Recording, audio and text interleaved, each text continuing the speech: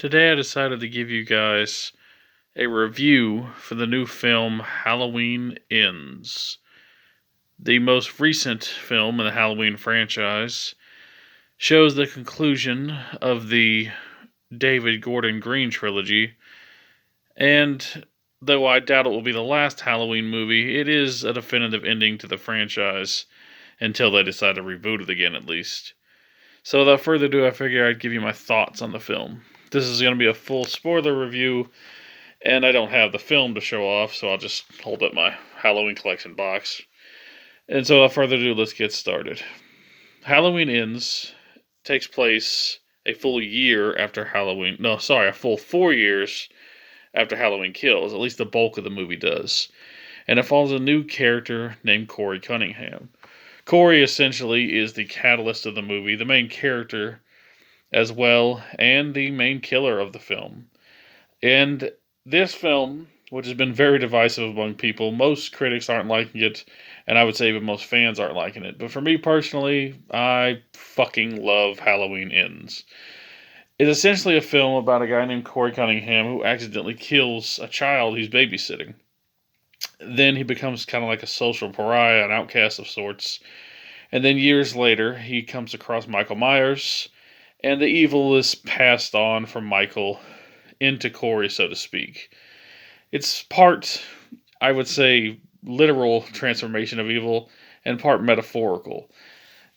And the film is essentially about this kid going around murdering and killing people who wronged him, all while Michael starts to regain his strength and join him in the murders, ultimately culminating in one final showdown with Laurie Strode and Michael Myers.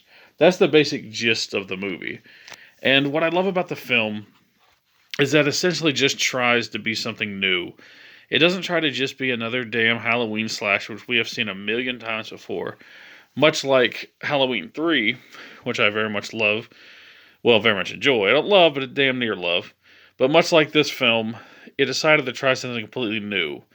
It's like, yeah, we've seen Michael do the whole slashing and killing thing before, but here's something different. Here's something that's not exactly the same. And what's funny about the film is the opening credits for the new Halloween Ends has the same font as Halloween 3 Season of the Witch.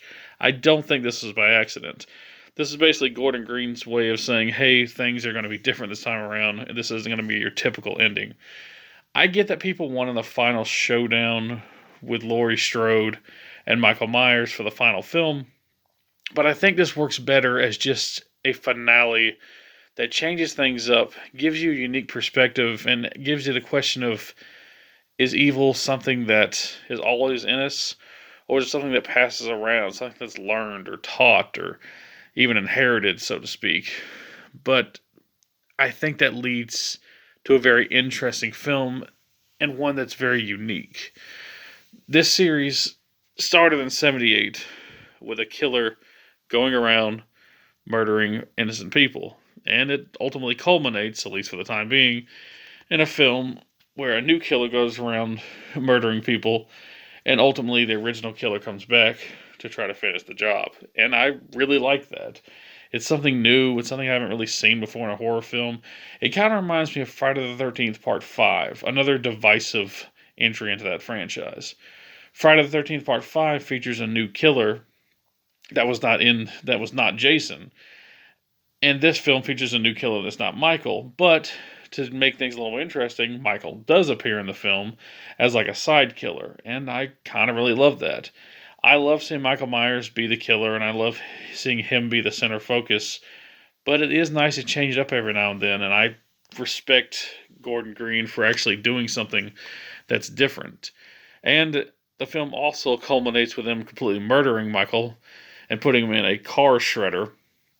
It is the first time he's been definitively killed, well, since Halloween H2O, which they essentially retconned with a very shitty resurrection. But at the time when this film came out, he was definitively dead. And in this film, there's no mistaking it. He's deader than shit. And I love that too.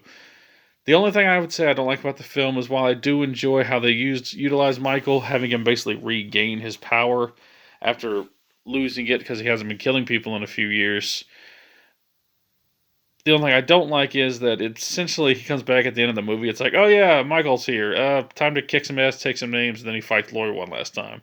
It's not bad. I actually do like that ending, but it felt like it's like, ah, crap, that we have to finish up this third act. Ah, shit, throw Michael back in the movie. It was still entertaining, but I wouldn't have minded if he didn't even come back, and they just set up a fourth film.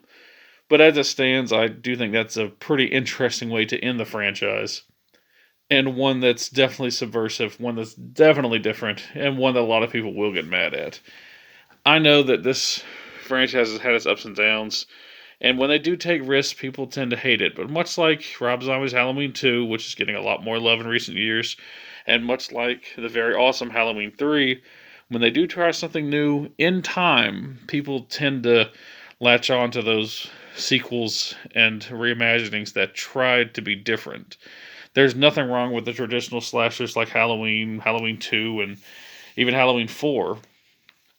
But I do have to say that having a film that isn't just another rehash and isn't just Michael going around killing people again really got me excited. I was expecting just to see essentially Halloween Kills again, but they would just definitively kill Michael. And instead, I got a unique film about a troubled teen, well, troubled youth, well, younger guy, I guess he's in his 20s, who becomes a killer. And I really knew I loved this movie in one scene.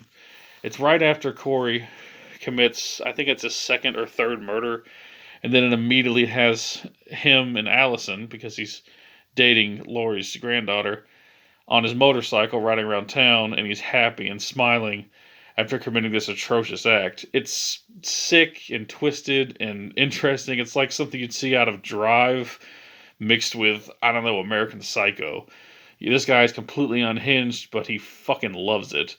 And that made me entertained and made me enjoy the film. I think that that's basically the crux of the movie. It's essentially about a guy who lost everything and decides to retake his life back and regain his power as a human being through terrible and disastrous and murderous means. And that's enjoyable. That's something I'd like. It's something that's unique, something that's different. It's not just your typical Halloween film. And maybe people weren't searching for that. Maybe ultimately people wanted just the same thing again. But and subversion is not necessarily good. Just because something's different doesn't mean it's going to be good. But I'll be damned if they didn't succeed with this new film and delivered something that I think, personally speaking, is truly unique. Well, that's my review of Halloween Ends.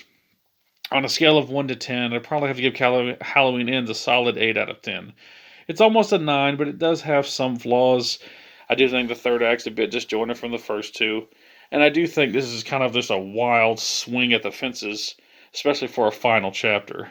But to me, personally, it works. And I'm glad we just didn't get the same shit over and over again like we always get in a lot of these slasher franchises. Hopefully, in time, this film will find its audience, much like Halloween 3 and Rob Zombie's Halloween 2. And if that does happen, I'd be very happy. That's my review of Halloween Ends. Thank you for watching, and peace out.